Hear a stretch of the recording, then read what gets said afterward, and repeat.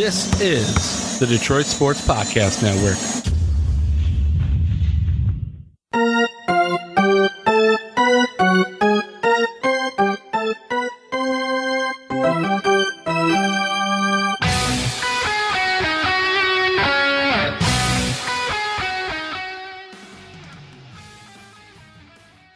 Welcome in to Tigers Talk with Chirco and Company. I'm the Doc, John Macaroon Vito. Definitely taking in a lot of baseball, but not available today for this podcast. So I'm here, being that I've been out to Comerica Park a couple times, to take in and observe the Detroit Tigers. Man, it was at least good to see the Detroit Tigers get the victory on the road, the first of 9 games in this next road stand here.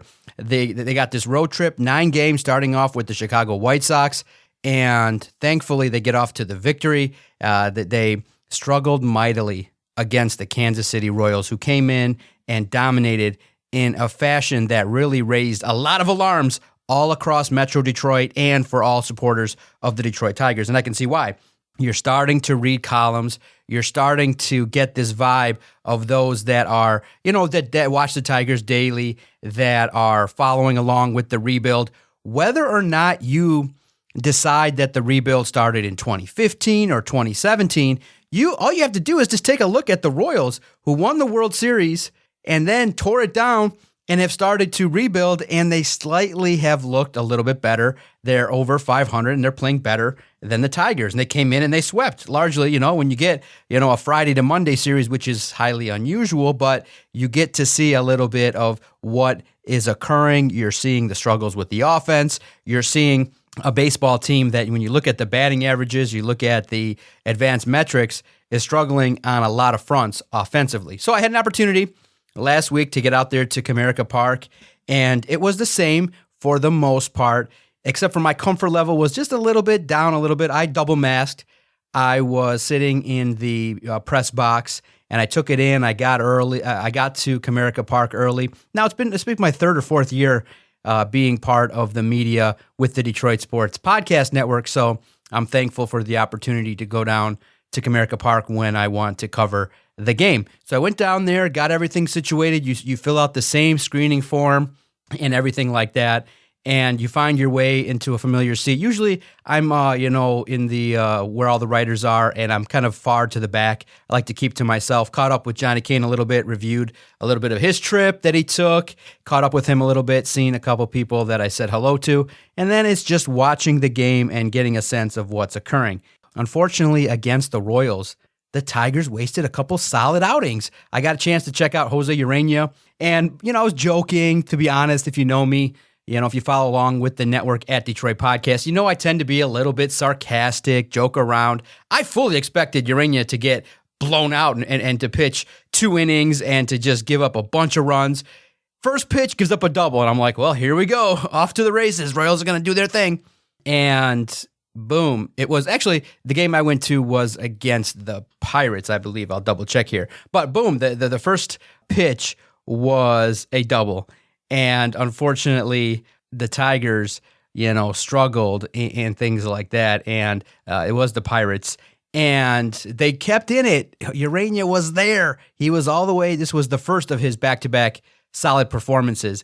And against the Pirates, he went, I believe, 7 innings strong. It was a tight game. And then the Pirates won late to win the series. And you look at it and you go, man, you can't take 2 out of 3 against the Pirates? Yeah, so that's what happened. And I said, okay, he settled in. He got into a groove. And unfortunately, you saw a lot of the warts that the Detroit Tigers possess. And we'll talk all about it. How concerned should we be? How concerned should you all be in regards to the Tigers, their rebuild, what it means, looking at some of the lineup, Miguel coming back. But you look at the Tigers right now, and they sit at 8 wins and 16 losses after the victory against the White Sox on Tuesday evening. And you reflect on it and you say, good, at least to get some runs on the board, at least attack an opponent, try to get an opportunity when you have, because the White Sox feature some okay pitching, sitting at 12-10. Their starter on Wednesday has a very solid ERA and very prominent, and it's off to a good start in 2020. So you might have a hard time getting some runs across on Wednesday. So it's good to kick off the series, the road trip, with the victory. But against the Pirates and the Royals, 2 series in which you lost, the big story, the big issue that everybody is looking at, that everybody's concerned about, that is highlighted because of the fact that Chris Ilitch has not spent a ton, Al Avila, and the moves that he's made, letting go of David Price, J.D. Martinez, Justin Verlander. The talent that you had has not brought back enough quality starting players at this point in time on the Tigers roster. Every day, you're like, okay, we're left to really hope that Riley Green, Spencer Torkelson, the pitching staff comes through. And by and large, they've done okay. Are we still concerned about Casey Mize? Yes. Talk about that. Continued concerns there a little later on in the podcast. But first and foremost, everybody knows it. Everybody's talking about it. Plate discipline, not getting, not working counts, not really forcing the opposition to work hard, undisciplined play at the plate, making key mistakes, not being able to drive in a run when Akil Baddoo against the Royals on a Monday afternoon gets to third base. You can't drive him in with no outs. Indicative of a baseball team that's scuffling, that's really having a hard time deriving consistent offensive play. And, you're starting to hear the heat regarding it wasn't all Lloyd's fault. When you look at the offense, top to bottom, the numbers are bad. The numbers are just really, really atrocious across the board, where you don't have too many batters hitting above 270. You don't see a lot of consistency in regards to, a lot of runners on base, leaving a lot of men on base, striking out a ton. All signs of a team that's scuffling. And it sucks, because at this point in time, you would hope that there'll be a little bit further along. And a column's already been written that we all should be putting pressure on the Tigers and their rebuild. And quite frankly, it's so true. You look at the Detroit Tigers top to bottom, and their lineup is really bad. It's not good. It is highlighted by, Miguel Cabrera, who thankfully returned. And it's good that he got a home run, but you don't have enough pop. You don't have enough consistency. Where's it going to come from? And you take a look at it and you go, oh boy. As I pull up here the Gamecast on ESPN from Tuesday, it was on Tuesday evening against the White Sox. Late game, couldn't stay up for the whole thing as I was out. These 8 o'clock starts, I'm out early, but caught the first couple innings or so. And you just take a look here at what happens, and you take a look at the lineup. Thankfully, Miguel, who is somebody you would expect to help the cause, popped a home run and helped the cause in their victory. So you look at this offense and you go, where's the consistency? Where's the offense going to come from? And you say, is it going to come from Candelario, who went hitless against the White Sox? Are you going to go and count on Akil Baddoo? 241 batting average has come down to earth. Let's just take a look at some of these numbers here. Grossman leading off, batting average 208. Looks like he went 1 for 3. Got an on-base percentage of 361, slugging percentage of 325. Candelario, 264. Now here's where it gets disappointing. Miguel Cabrera batting 171, on-base percentage 275, slugging percentage 371. Obviously, the key hit is his home run. And you go, okay, you brought back Jonathan Scope, 192 average. Willie Castro, 214. Akil Baddoo. In this lineup, it's Jeimer Candelario and Akil Baddoo. And you look at, unfortunately, I did get a chance to hear manager AJ Hinch kind of talk about Jacoby Jones, who did homer at the game I was at. And he said that he walked over to him when he was slumping and said, hey, are you having any fun? Are you struggling? Batting 9th with a 125 batting average, 0 for 4 in the victory. 5-2 victory to kick off the series against the White Sox. 125 for Jacoby Jones. Look at these numbers. They're atrocious. Nico Goodrum, utility man galore, 210. Catcher, the catcher Ramos, 221 batting average. It is not a professional lineup that you would say. You can surmise. I mean, do you take after, 24 games? That's pretty fair. I know some will say after 30 games, you are what you are. I tend to agree.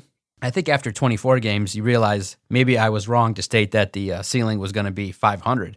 maybe it won't be. Maybe this is not a team that can win anywhere close to 75 games. And it's disappointing at this point in time to sit back and realize that the team that you support, the team that you watch, struggles on a lot of levels. But the good thing is that there are signs of hope, which I will share later on in the podcast. But problem number one, which has to drive AJ Hinch crazy and has to drive the Tigers pitching staff who have performed well, it's got to be this offense. The strikeouts, the lack of consistency, the lack of ability to put and to bring home runners when they get in scoring position, base running mistakes, those have to stop. And I think if AJ Hinch can figure it out in terms of tapping into some more small ball situations, maybe figure out how to connect and work with these batters to put hits together and stop swinging for the fences. Stop with this overall attitude of let's go bomb it out there, which has permeated all of Major League Baseball. It's not just the Tigers. All of baseball, you're swinging for the fences, K rates are high, and things like that. This offense has to help the pitching staff. I mean, you got Matthew Boyd, who's been a bright spot here, one of them that I was going to touch on, an individual that's really helping the cause if the organization is going to look to flip him for more prospects. But right now, he goes out there and gives you some starts where he's only given up 2 or 3 runs, and he's got to go out there and is forced to be perfect. Because at this point in time, and you know, I appreciate those who get my jokes, over the last 4 years, I've written 50 breaking news tweets. The Tigers scored a run because of their prolonged, streaks where they don't score runs, getting shut out, not putting together, pressure against the opposition, where you don't, you give up easy at bats, swing on the first pitch, and have pitchers that don't get at least don't throw 20 pitches an inning. You don't make them work. So for this offense, is it going to turn around? Probably not. Are you going to see some of the young cats? Probably not. You're going to stick with this, I think, the rest of the way here. But I think the first sign is you got to sit down Jacoby Jones.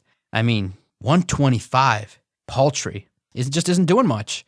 And unfortunately, that experiment looks to the point now where we can draw the conclusion that it's just not going to happen offensively, that it might be time to look to end this experiment with Jacoby Jones in center field. You look at this pitching staff, and you got to give them credit. We've talked about the offensive woes here on this episode of Tigers Talk, but you got to give the pitching staff credit. Jose Urena doing some things. You're looking at the development of Tariq Skubal and Spencer Turnbull. You're looking at what, like we said, Matthew Boyd is able to accomplish. And then Michael Fulmer.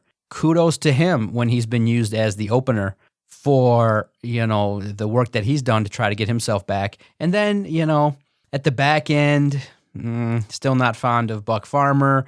Are you guys confident in Soto? You're not giving them really an opportunity to show much because you're trailing in so many games.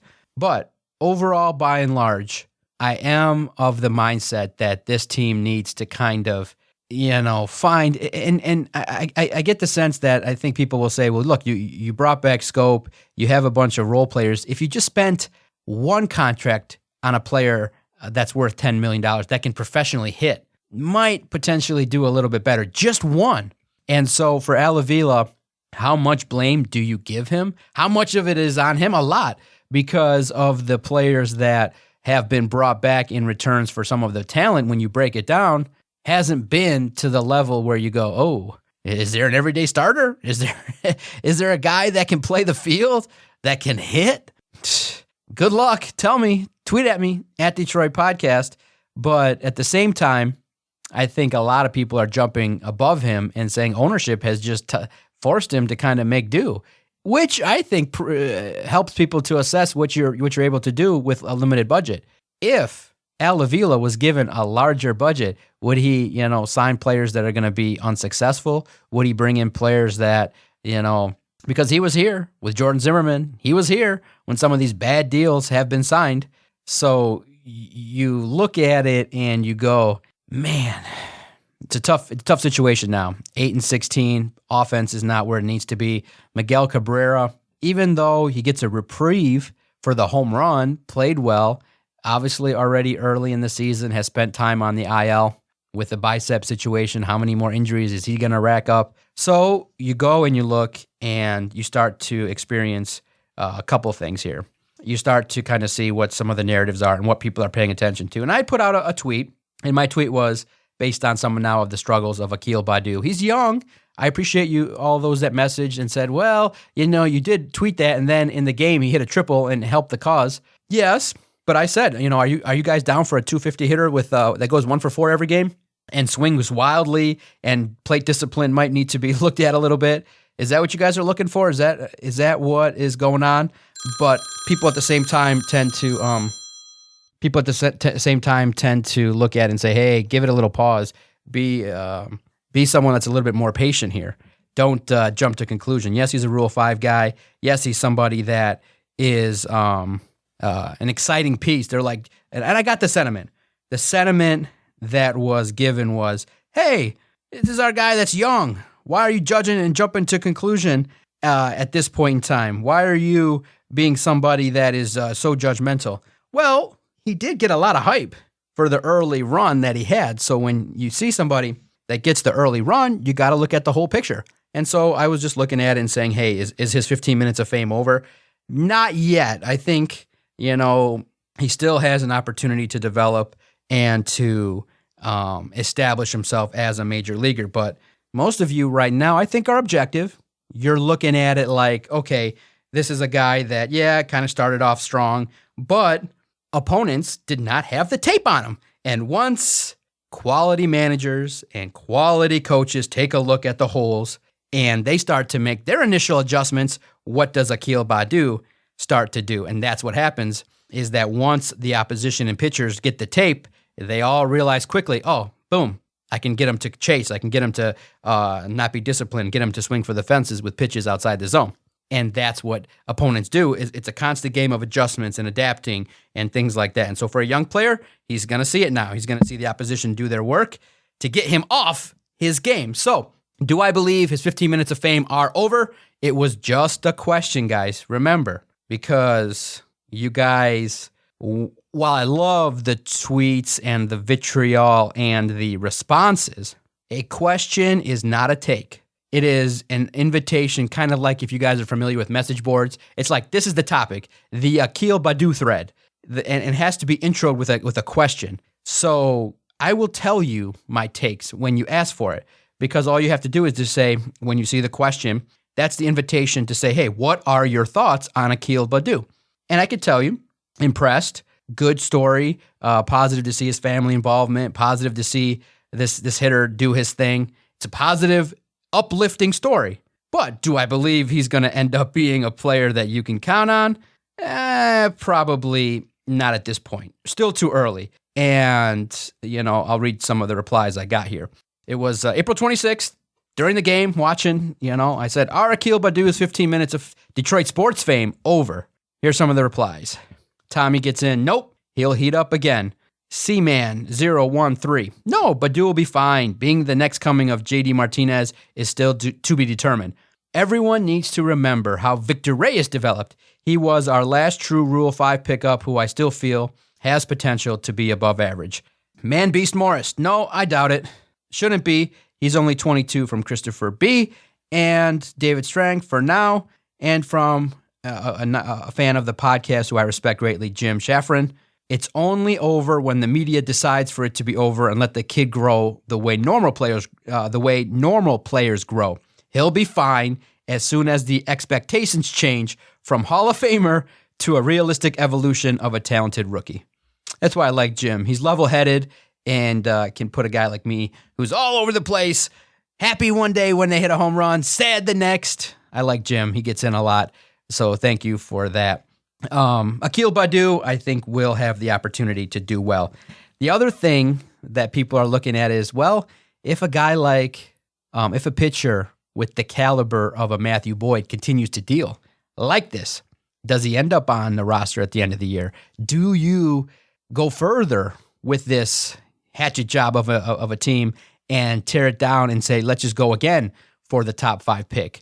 Because now the concern has become, we're looking at Casey Mize, and we all figure out, like, every time Brady Singer faces the Tigers as a Kansas City Royal, he lights it up. And he was drafted after, well after Casey Mize. So you look at it and you say, man, Casey Mize is not showing yet. He shows flashes, but he's not showing yet that he is worthy of being the number 1 overall pick. And he's like, well, how patient can you be? We just want to see flashes, man. We just want to see a couple where it's not 1 game good and 3 games bad. We're hoping it's the other way around, where it's like, hey, can we get some consistency? And AJ Hinch has said in his media sessions that, he's not going to judge off of 5 starts. He's not going to look at it. He's not going to be somebody that is going to just snap and quickly judge, here after 25 games. So I get it. I get the consensus, and I get the idea that, AJ Hinch is going to look for development from the young cats, Tariq Skubal, looking at evaluating, the likes of Casey Mize, Spencer Turnbull. Could you maybe get something for him if a nice offer is on the table? We shall see. But those are the positives. The positives are this pitching staff has kept the team in games for the most part, and it's really good. It's really solid to see the opportunity there for the Tigers to push forward there with the pitchers. And there's more coming potentially in the minors, in drafts. That's what they built their, foundation on. And so for those that pay attention, this is what Al Avila has said. He said, look, we want to make sure that we get the pitching exactly in order and get it right. When we got our 5, we got our guys that we can trust. If we got those guys, then we can turn our attention to this lineup. And so if he's given the opportunity, if Al Avila is given the time to really set this pitching staff in order, then they'll put some pressure on Chris Ilitch to spend. Open up the checkbook, darn it. Open it up so that this team can spend. But right now, the pitching staff, you got to give them an applause. Kudos for their effort, their competitiveness, going out there, and giving the team an opportunity night in, night out. And for me, I'm frustrated. If I'm a pitcher and I keep going out there and I feel the pressure that if I give up 1 run, that it's over, it's not right. It's not supposed to be that way. It's not supposed to be where you feel like, hey, it's time to, get all this pressure put on this pitching staff. They need to be able to kind of feel free to challenge hitters, feel free to, not have to be so cute, to be able to, hey, let me just throw a pitch that's my comfort level. And if they are, then it might make things a little bit better across the board. So the memo is offense, step it up. Step it up. Everybody step it up. Starting from Jose Urena, going to Matthew Boyd, Turnbull, Tariq Skubal. I like it. I like the framework of the starting 5. If you just had one more individual with strong premier talent, you're looking at potentially a team that could get on a run, maybe win 5 of 6 games. I'm curious what you guys think. What do you guys think of the adjustment that the Tigers have made with Skubal, having him come out of the pen? I'm curious what that means and how that is going to affect him in the future. He's been professional all the way across. He's said that, hey, I just go out there and do my thing. I've had this position before. He's definitely developing a relationship with Michael Fulmer, who he said that he's going to and trying to get as much info and trying to get as much knowledge as he can about this role that he does have. And we'll see, based on just the way the schedule shakes out, if Skubal gets back into the mix here and handles his business. Let me know. Are you guys confident? Am I wrong? Because, everyone's kind of coming out and saying, I know we're going to be all right. Be patient. These things happen. But I didn't think early on that the Tigers would have a prolonged losing streak with AJ Hinch. You know how hard it is to sweep a baseball team 4 consecutive games and to not be competitive really in any of them? That's really tough. So I don't know if there was added pressure that getting on the road a little bit might have just kind of eased the burden. But overall, I can just share the atmosphere. I was a little surprised because at the end of the game, they announced how many tickets were sold and things like that. I believe the allotment per game is 8,000, and the Tigers didn't even sell out the allotment at that game. Yeah, it's a work day. It's an afternoon game. I get it. Not everybody has the luxury to create their own schedule to just manipulate their time so that they can go out and cover a baseball game. But I think it was 7,600 tickets were sold, and far less than that showed up. And it was fun to see people there, but nowhere near my recollection of the time a couple years ago when the opening day, full, the vibe, the atmosphere, the noise, it kind of was like, when you go to a park, there's noise, there's people there, but there's no energy, no vibe.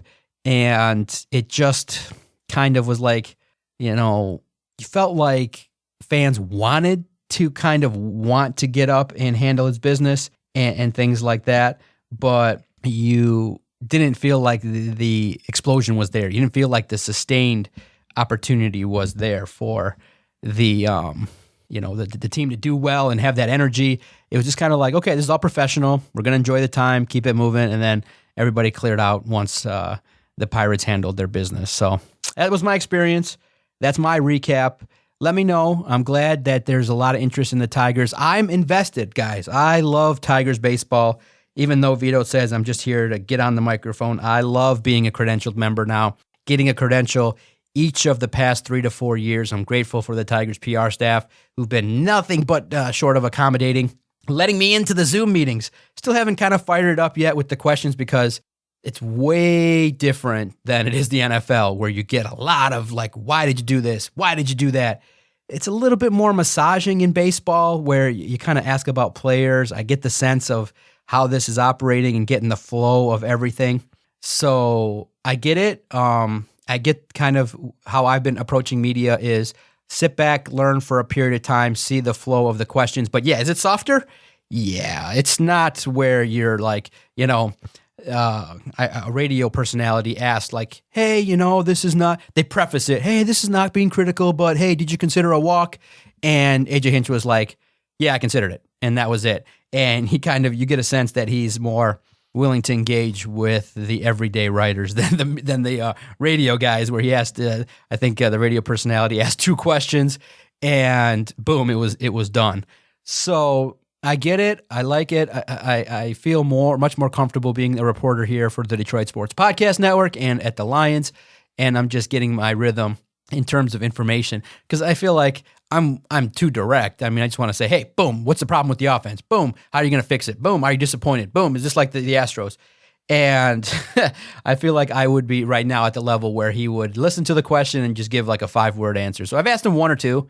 But nowhere near the volume as some of the others, which I sit back, I get in as many as I can because I'm grateful for the opportunity to cover the Tigers for the Detroit Sports Podcast Network. Make sure you follow Vito on Twitter at Vito Jerome. Follow the Detroit Sports Podcast at Detroit Podcast. Let's get in the mix here. I'm watching the games. I'm into it, trying to get out to as many as I can, a little bit less than the past because of the responsibilities with the Lions and the growing practice. As you guys know, I'm a mental health professional. And in this day and era, in this time, there's a lot of people that are reaching out, and I'm so grateful for that. And I put my time equally into sports and helping people.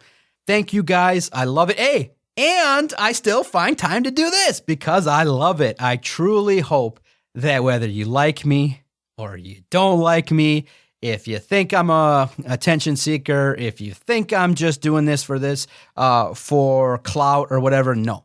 Given time off, the first thing I would do is turn on a replay of the Tigers and watch. The first thing I would do is get mad at the Pistons for winning. The first thing I would do is pray for the Lions because the draft is upcoming. The first thing I would do in my free time, besides hugging the family and hanging out, is learning and paying attention to the Detroit sports scene.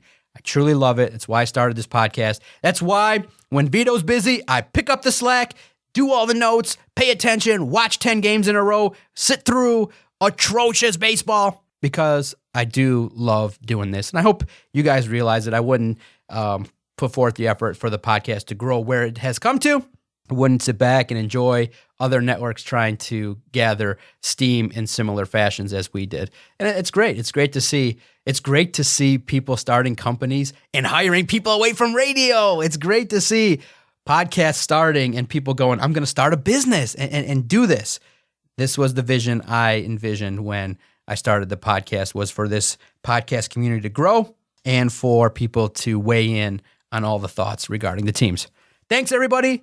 Tigers Talk comes to a close. Probably doing it now every 2 weeks after we gather a lot of information, seeing the games, and it gives us an opportunity. Hopefully, we'll try the next time to get Vito on as well. Thanks, everybody.